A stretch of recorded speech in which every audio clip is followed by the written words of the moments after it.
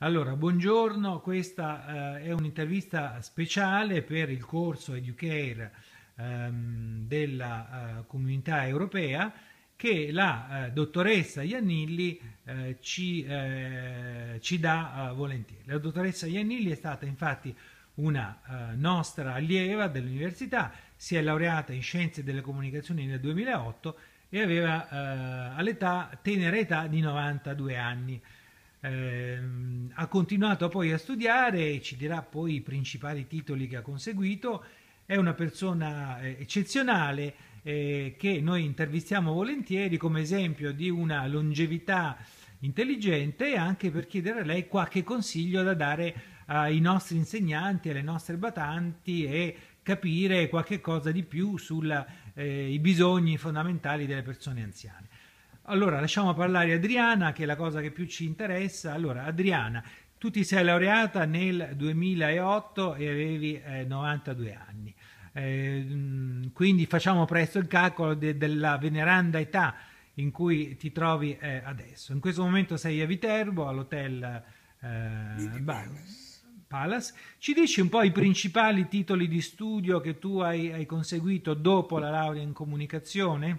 Sì, sono andata all'Università di Urbino, lì ho conseguito la laurea in giurisprudenza, 110 lode e il triennale. Poi ho fatto la magistrale in giurisprudenza, altri 2 anni e quindi un'altra laurea. Poi ho preso consulenza del lavoro. Sono andata poi alla Repubblica di San Marino a fare il master in criminologia e psichiatria forense. Ah, complimenti. Tu adesso vivi Viva Cattolica a Cattolica. perché sto studiando per dare l'esame a dicembre di le professioni legali di avvocato che si svolgono ad Ancona perché Ok, io ho domicilio a Cattolica. ok. E poi il 1° di febbraio spero di diventare magistrato. Complimenti. Allora, adesso, se posso, vorrei farti una prima domanda per sentire la tua testimonianza preziosa per la nostra ricerca. Faccio a te le domande che abbiamo fatto anche nei focus group, quindi abbiamo posto ad altre persone anziane, anche se un po' più giovincelli. Ecco, allora, secondo te, l'anziano ieri e l'anziano oggi, è cambiato la figura dell'anziano o è rimasta uguale? No, no, è cambiato, direi, però si è trasformato completamente.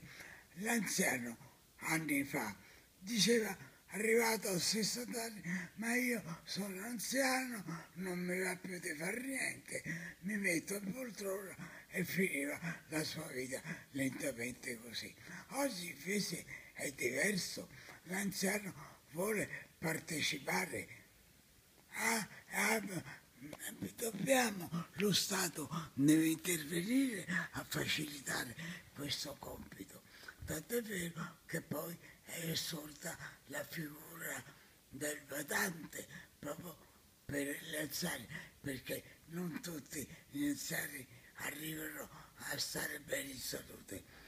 Infatti l'anziano costa allo Stato, alla comunità. Ho capito. Ma diciamo, facciamo il caso di una persona anziana che non abbia particolari problemi fisici, che sia abbastanza autosufficiente.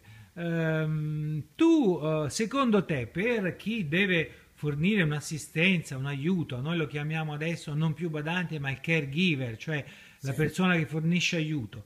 Tra l'altro tu sei autonoma, non hai caregiver, tu Io vivi in un albergo e sei assolutamente autonoma, hai questa anche grande forza. Però per coloro che hanno un po' un assistente, eccetera, quali sono secondo te i bisogni principali che può avere un anziano e a cui un assistente deve cercare di rispondere? intanto la figura dell'anziano per quanto riguarda il fisico è chiaro che è come quello di una volta, però teniamo presente un fattore molto importante, che è quello, l'anziano di oggi ha delle pretese, vuole vivere, non è più rassegnato come una volta. I dolori sono gli stessi, forse anche aggravati, perché logicamente l'anziano di oggi, avendo maggiore pretese, si sforza a fare andare in palestra, e questo le fa bene da una parte, ma bisogna che sia assistito. A questo pensa anche la previdenza sociale. Infatti il costo per la previdenza sociale è aumentato moltissimo. L'altra domanda, quali qualità, capacità, qualità secondo te dovrebbe avere un assistente, un caregiver per fare bene il suo lavoro? Sicuramente ha creato la previdenza sociale, ha distinto.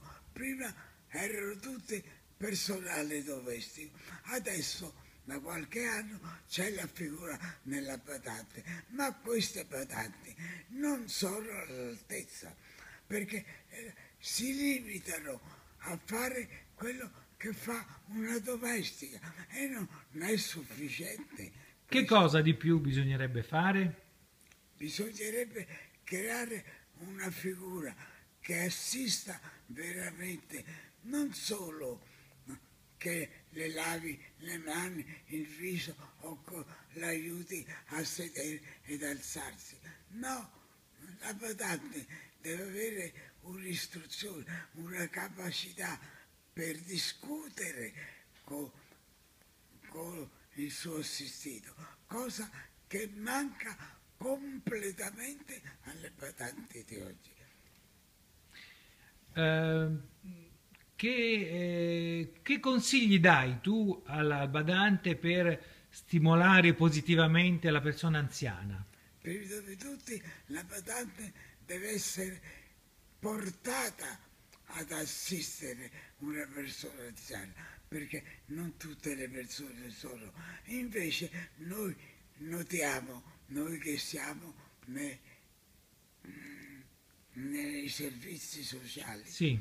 notiamo che queste badanti vengono la maggior parte dall'estero, vengono per una sistemazione loro. Le manca proprio il fattore base di queste badanti, dovrebbe essere assistere, no, sì, fisicamente perché serve, ma essere portate, essere generose, voler bene ancora prima a queste persone che hanno bisogno prima di tutti di essere assistiti moralmente. Quindi potrebbe essere proprio una persona anche con un valore, diciamo così, psicologico questa figura. Dovrebbe, anzitutto, è essenziale che abbia questa qualità, altrimenti non sarà una semplice domestica e basta. Senti, allora io ti ringrazio di queste parole che hai detto. Un'ultima domanda, cioè che consigli dai per una buona longevità Però a tutti noi? prima di tutto voler bene a se stessi. Questa è la cosa essenziale. Mangiare pochissimo come mangio io, che faccio bene. Io non mangio né carne né pesce, quindi pesce sì, dovrebbero mangiarlo le anziani, carne no, dove limitarsi, fare una vita, passeggiare all'aria aperta. Questi sono i consigli che dovrei dare all'anziano. E lo studio? Lo studio La lettura? Per te è stato fondamentale. per me, io studio ancora, Mm-mm. quindi lo studio è una cosa... Secondo te ha contribuito a mantenerti giovane?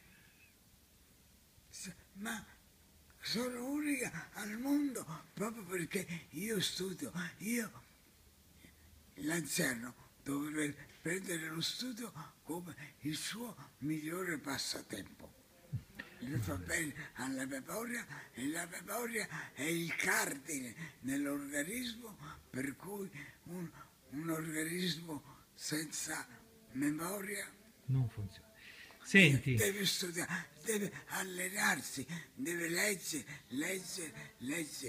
stimoli, quindi avere molti stimoli. Ecco, Soprattutto quello dello studio, di leggere. legge. Adriana, allora noi ti ringraziamo, il tempo dell'intervista più o meno che ci eravamo prefissato è arrivato, speriamo di riaverti magari di presenza una volta al nostro corso.